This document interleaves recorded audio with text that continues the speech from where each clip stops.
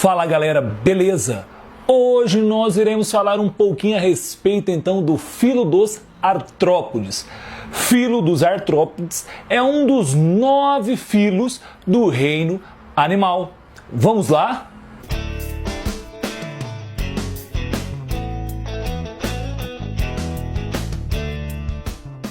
Então, quando nós falamos de artrópodes, primeiro vem à nossa cabeça, que palavra é essa? Artrópodes. É a palavra artro com podes. Artro vem de articulação e podes, patas, pés, ou seja, aqueles que têm pés articulados. Então os artrópodes são aqueles animais que têm os pés articulados. Além dos pés articulados, também tem outras estruturas, como por exemplo a peça bucal, né? As antenas também são articuladas. E esses animais, então, além desses pés articulados, eles possuem também um exoesqueleto feito de quitina. Quitina é um polissacarídeo, tá bom? Que serve então para formar esse exoesqueleto, e esse exoesqueleto então tem várias funções. Por exemplo, uma função é de proteção, evitando aí a predação, proteção também contra uma queda, proteção para evitar a perda de água. Esse exoesqueleto também, por cima, ele tem uma fina camada de uma cera, tá? Que é um lipídio, e ele também faz com que o inseto não venha se encharcar. Quando às vezes você pingar uma gotinha às vezes, de água no inseto, você vai ver que às vezes ele consegue sair dessa gotinha ilesa. Por quê? Porque essa camada de cera faz com que ele fique impermeável à água. Esses animais também herdaram uma característica lá dos anelídeos. Lembra que anelídeos são aqueles animais que têm o corpo formado por anéis, ou seja, são animais metamerizados, cheios de metâmeros, cheios de anéis. E os artrópodes então herdaram essa metameria, essa segmentação. Aí o que acontece? Alguns segmentos se uniram, se fundiram, formando as tagmas, que são as estruturas. Por exemplo, o inseto tem 3 tagmas. Tem a cabeça, né? Tem o tórax e o abdômen. Então, cabeça, tórax, abdômen, com 6 patas, 2 antenas e boa parte deles alados, ou seja, com asas, nós temos então os insetos, por exemplo. Só vale lembrar também que esses animais são animais triblásticos, ou seja, eles têm 3 folhetos embrionários, a ectoderme, a mesoderme e a endoderme. Eles têm simetria bilateral, ou seja, se eu parti-lo ao meio, né, uma parte é igual à outra. São animais celomados, ou seja, a partir lá dos nematelmintos, todos, o nematelminto é pseudocelomado, todos depois de nematelmintos são celomados. É muito interessante também conhecer o processo de crescimento desses animais. Os artrópodes, por ter esse exoesqueleto, que é como se fosse uma armadura que fica por fora do corpo dele, ou seja, por isso é um exoesqueleto, o esqueleto do lado de fora. Esse animal, então, ele precisa romper esse exoesqueleto para poder crescer. Imagina você dentro de uma armadura tentando crescer. Você não consegue, você precisa tirar a armadura para conseguir crescer. A mesma coisa acontece com eles.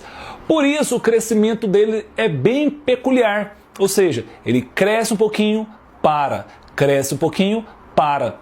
Esse processo de crescimento nós damos o nome então de muda ou equidise, por causa do hormônio, chamado de hormônio da muda ou hormônio equidisona. Então vou colocar uma imagem para você entender um pouquinho melhor. Olha aí. Então o gráfico está aqui, onde o animal ele já tem o exoesqueleto. Então quando ele rompe esse exoesqueleto, o processo chamado de muda ou equidise, ao romper ele começa a crescer.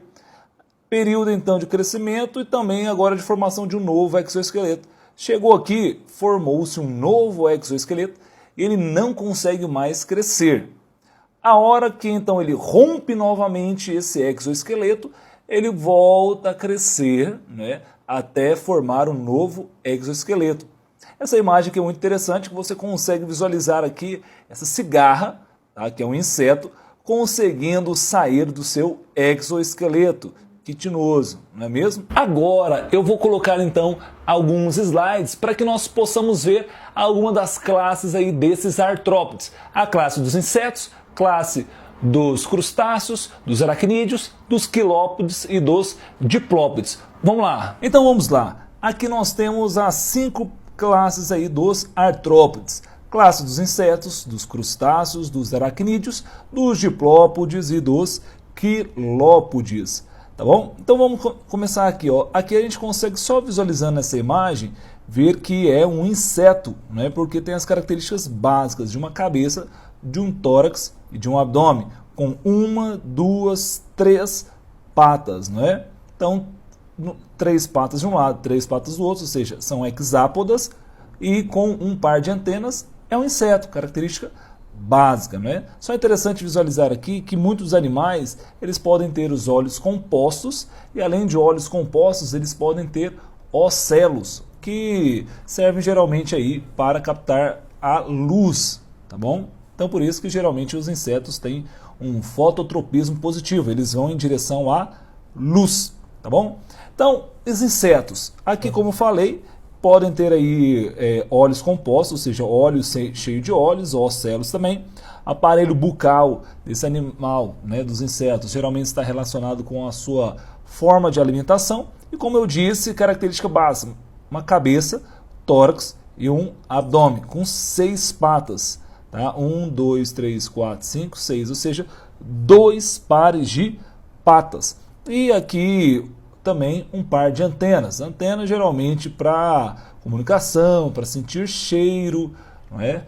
Para utilizar, por exemplo, quando ele utiliza feromônio, ele pode então ser utilizado para seguir o rastro da onde esses outros insetos passaram, ou mesmo para buscar aí um parceiro, tá bom? Então, como eu falei, a peça bucal está relacionada ao seu tipo de alimentação, né? Mosquito aqui, o picador sugador, a borboleta, o sugador, a mosca, lambedor, né? O grilo, né? O gafanhoto tem o cortador mastigador. Então a sua peça bucal está relacionado com a sua forma de alimentação. Olhando essa mosca, cabeça, tórax, abdômen, 1, 2, 3, né, de um lado, mais 3 do outro, 6 patas e 2 antenas. Então, um inseto, beleza? Só lembrando aí algumas características, os insetos possuem respiração traqueal, ou seja, eles possuem uma traqueia, que é então um órgão que são tubos que levam então o ar diretamente para a musculatura. Ou seja, eles não utilizam a circulação para transportar gases, eles têm tubos próprios, chamados de traqueias, que servem para levar esse gás para a musculatura. E os furinhos aonde nós vemos a entrada aí do oxigênio, né, e a saída do gás carbônico, chamado de estigma. Então o oxigênio entra pelo estigma, passa pelas traqueias e chega até a musculatura, tá bom? Eles são os únicos invertebrados capazes de voar, tá? E podem utilizar som ou feromônio para procurar aí o seu parceiro. O ser humano utiliza então esses feromônios para atrair os machos, por exemplo, ao colocar esse feromônio em uma placa que vai grudar, os insetos caem nessa armadilha. É uma excelente forma de diminuir os parasitas de uma plantação sem que ocorra, por exemplo, a poluição da água ou do ar, porque só utilizou um feromônio atraindo os machos que acabam ficando presos nessa armadilha grudenta, né? Então, falando da reprodução desses animais, rapidinho, nós temos então geralmente aí o macho e a fêmea, né? A fecundação é interna e cruzada, ou seja, o macho passa o espermatozoide para dentro da fêmea, podendo ter alguns desenvolvimentos. Primeiro, desenvolvimento direto, não tem fase larval, não tem metamorfose. No caso aí das traças do livro, tá?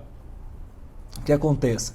Bota-se o ovo, né, após a fecundação, bota-se o ovo eclode, vira então um indivíduo que vai somente crescer até a fase adulta, não tendo nenhum tipo de metamorfose. A gente fala que é o desenvolvimento direto ou também ametábulo, ou seja, sem metamorfose. Mas alguns então podem ter o desenvolvimento indireto, ter uma fase larval, ter um tipo de metamorfose. No caso, Você tem a metamorfose incompleta, também chamada de hemimetábulo, onde bota-se o ovo, né? O ovo vai virar uma ninfa e a ninfa vai sofrer algumas alterações até chegar na fase adulta. No caso aqui, desse gafanhoto, você tem aí agora a presença de asas, né? Então o gafanhoto é um exemplo clássico de uma metamorfose incompleta ou um ser, por isso a gente chama ele de um ser hemimetábulo. Outro caso aí, ó, metamorfose completa ou um ser aí holometábulo. Holo significa completo, ou seja, uma metamorfose completa, onde o indivíduo põe o seu ovo, o ovo eclode, vira uma larva, a larva então vai empupar, vai virar uma pupa, tá? Então aqui nessa pupa acaba se derretendo tudo aqui, o animal se derrete, vira um líquido, depois ele vai se transformar em um adulto. Caso clássico de besouros, borboletas, abelhas e mosquito, ou as moscas. Importância aí dos insetos básicos, são geralmente agentes polinizadores, quer destruir tudo, mate os insetos. Se acabar com os insetos, acaba a polinização, acaba o alimento, a galera vai tudo aí pro beleléu, tá? Outro, faz o controle da população de plantas, né? Porque eles são herbívoros e eles vão então vai diminuindo o crescimento das plantas.